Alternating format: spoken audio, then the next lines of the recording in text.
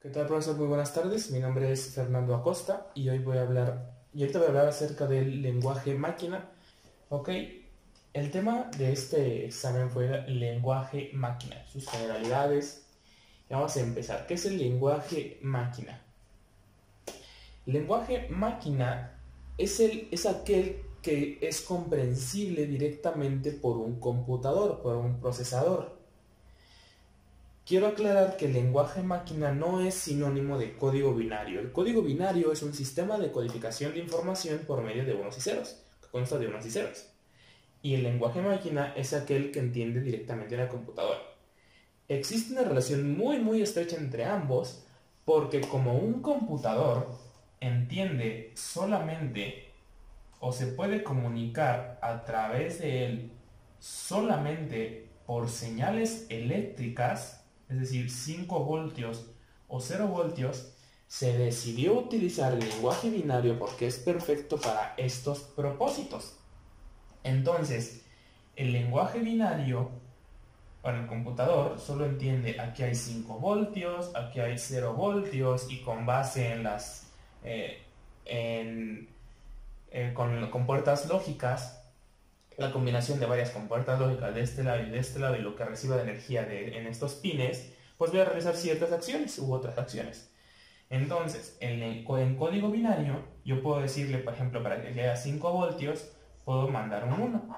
Y para que quede 0 voltios, para que él saque 0 voltios por este pin, puede mandar se puede mapear a un 0 en código binario. Una vez que se tiene este sistema de comunicación, después del código binario, para representar, empaquetar más información, se puede pasar al hexadecimal, por ejemplo. El hexadecimal son 4 dígitos binarios para representar un solo dígito hexadecimal, entonces como que se reduce el lenguaje. Hoy se puede también trabajar con el octal, y bueno, lo que quiero dar a entender con esto es que se pueden agregar capitas arriba para ir cada vez abstrayendo y haciendo un poquito más fácil representar la información. Sin embargo, lo que entiende hasta bajo nivel son unos y ceros, 5 voltios, 0 voltios, código binario. Es lo que se utiliza hasta bajo nivel.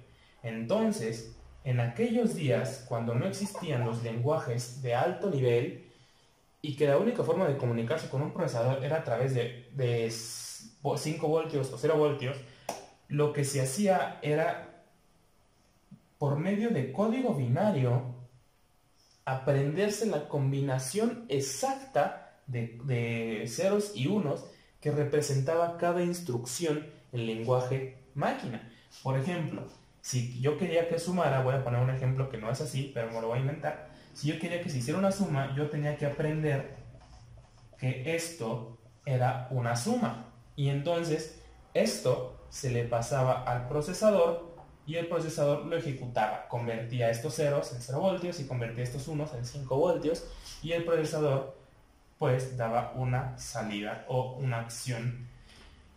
Y esto, pues, como podrán inferir, como podrán saber, era excesivamente difícil. Imagínense aprenderse cientos y cientos de instrucciones con esta combinación.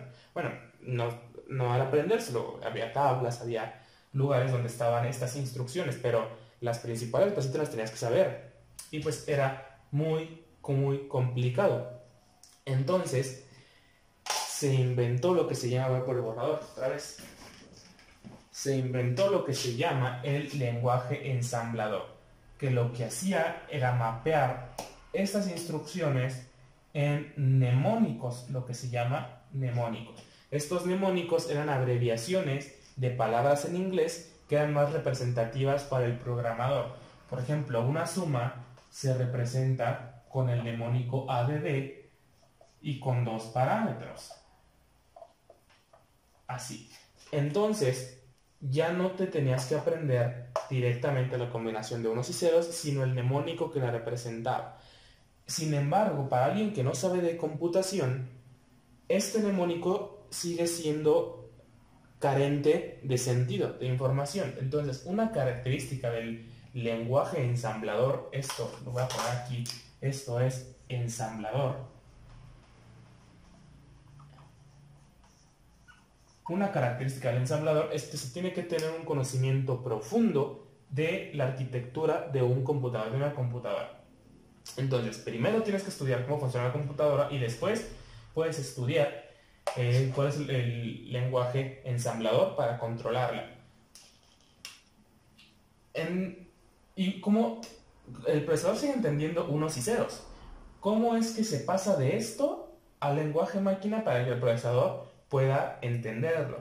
Bueno, aquí existe el concepto de ensamblador, precisamente, no de lenguaje ensamblador, de ensamblador, que es una pieza de software. Ya voy a borrar este título de aquí. El ensamblador es la pieza de software que hace de traductor de código ensamblador al lenguaje máquina. Es análogamente, para que lo comprendan, no es así, pero análogamente es como el compilador del lenguaje ensamblador. Pero no es un compilador, pero el compilador tiene varias fases. El ensamblador lo único que hace es pasar, por ejemplo, aquí, imaginemos que yo tengo estas instrucciones en lenguaje ensamblador, después move de x, cx, y después move cx. Por ejemplo, yo tengo estas instrucciones en ensamblador. El lenguaje ensamblador. Lo que va a hacer el programa ensamblador es convertir esto a sus instrucciones en lenguaje máquina. Imaginemos. No son estas, no son así, no sé cuáles son, pero lo que hace es agarrar una instrucción y hacer su conversión. Instrucción, conversión. Entonces, la relación que existe entre el lenguaje ensamblador y el lenguaje máquina es que existe una relación una a una. Una instrucción del lenguaje ensamblador corresponde a una instrucción al lenguaje ensamblador, a una y solo una. Entonces, si por azares del destino la arquitectura de la máquina cambia, por ejemplo, un programa que estaba codificado para una máquina de 16 bits, después resulta que el mismo programa se necesita para una máquina de 32 bits, donde el lenguaje máquina ya no va a ser el mismo, ya van a ser direcciones, ya no de 16 bits, sino de 32. Como el lenguaje máquina cambió, su correspondiente en el lenguaje ensamblador también cambió.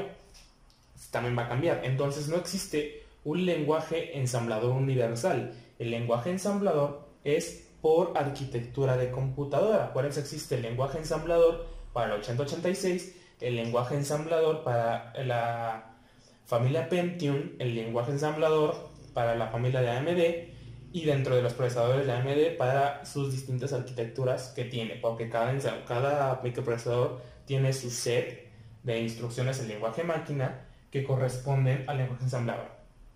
Entonces, hoy en día, decir lenguaje máquina ya mucho se refiere al lenguaje ensamblador, porque hay una correspondencia uno a uno. Sin embargo, este es lenguaje máquina y este es el lenguaje ensamblador. ¿Ok? Eso por la parte de lenguaje máquina y lenguaje ensamblador, la relación. Ahora vamos a ver lo que es un compilador. Yéndonos un poquito más arriba de nivel, el compilador es una pieza de software que toma un programa fuente escrito en un lenguaje determinado, lo procesa a través de varias fases, que estas fases son todas el frontend y el backend, que son el análisis sintáctico, análisis léxico, análisis sintáctico, análisis semántico, generación de código intermedio, optimización de código intermedio, generación de código objeto y optimización de código objeto. Los pasa por todas estas fases para dar por resultado un programa escrito en otro lenguaje, es decir, el mismo programa escrito en otro lenguaje. Generalmente ese otro lenguaje va a ser el lenguaje máquina. Entonces se tiene este código programa fuente escrito en un código, en un lenguaje, se pasa por el compilador. Voy a dibujar aquí como un engrane, vamos a dibujar engranes, y después se va a tener un código en otro lenguaje. Este lenguaje usualmente es el código máquina. Entonces, una vez que se tiene este código que se llama código objeto, esto ya no es necesario. Entonces, si te piden hacer un programa para una computadora o una arquitectura específica, haces tu código, haces tu programa en tu código de alto nivel, lo compilas, se produce el código objeto y esto ya no es necesario. Esto ya, si quieres, tú puedes borrar el archivo que tiene. Y esto ya es como si jamás hubiera existido, por así decirlo. Entonces la seguridad del código fuente te la puedes guardar tú como programador. Tú ya no pasas el código fuente, tú pasas el código objeto, que es lo que va a ejecutar la máquina. Sin embargo, si necesitas hacer cambios porque hubo un error o no sé, porque no esté haciendo lo que tú quieres, tienes que modificar tu código fuente, volverlo a compilar y se va a volver a producir, se va a reemplazar otra vez el código objeto. Este es el compilador. Las ventajas que tiene este proceso de compilación es que muchos errores en tiempo de compilación se pueden detectar para que no exploten al momento de la ejecución del programa. Por ejemplo, la comprobación de tipos o algunos errores léxicos y demás. Por ejemplo, el IDE, el compilador generalmente está atrás de un IDE. El IDE es como programadores, el programa que nosotros vemos con botoncitos y con muchas cosas. Detrás del IDE, pues hay instrucciones de línea de comandos que mandan llamar al proceso de compilador.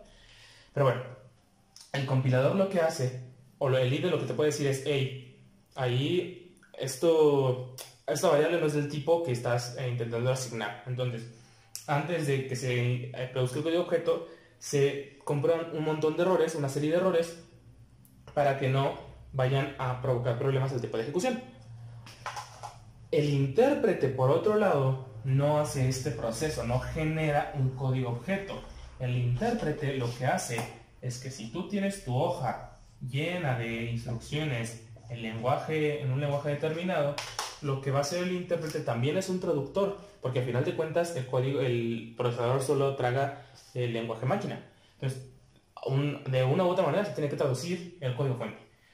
Pero el intérprete lo que hace es que va a tomar la primera línea, va a hacer una traducción en tiempo de ejecución y le va a ejecutar después. Va a tomar la siguiente línea, hace la traducción en tiempo de ejecución y la va a ejecutar. Toma la siguiente línea, hace un proceso de traducción y después la ejecuta después. Entonces va línea a línea ejecutando.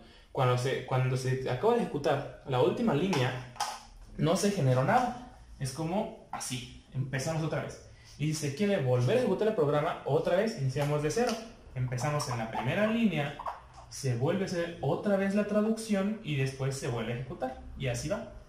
Entonces, como no se genera nada y como la traducción se hace cada vez que se ejecuta el programa, el proceso es más lento. Entonces, hasta 10 veces más lento, se puede decir. Un programa compilado va a ser hasta 10 veces más rápido en tiempo de ejecución. Sin embargo, se tiene que ejecutar pues cada vez que se tiene que compilar cada vez que se haga un cambio en el código fuente. Y el lenguaje interpretado, pues no se tiene que compilar cada vez, se va compilando a medida que se va ejecutando, dando la sensación de que el código fuente es el que está siendo ejecutado, pero no, lo que está siendo ejecutado es el lenguaje máquina que se produce en este punto cuando agarra una línea y la traduce, y esto es lo que se ejecuta. Es como una ilusión óptica, es como una ilusión al programador de que lo que se ejecuta es su código fuente, y no es cierto. Una de las ventajas del lenguaje interpretado es que puede ser portable de manera más fácil, porque simplemente lo que se construye es el intérprete y no se construye el analizador, lo que es el frontend. Es más portable que el código compilado, porque el compilado se tiene que compilar para cada arquitectura. Eso ya lo mencioné. Y pues bueno, eso sería la diferencia entre un compilador, un intérprete y las generalidades del lenguaje máquina. Sea de toda mi parte. Muchas gracias.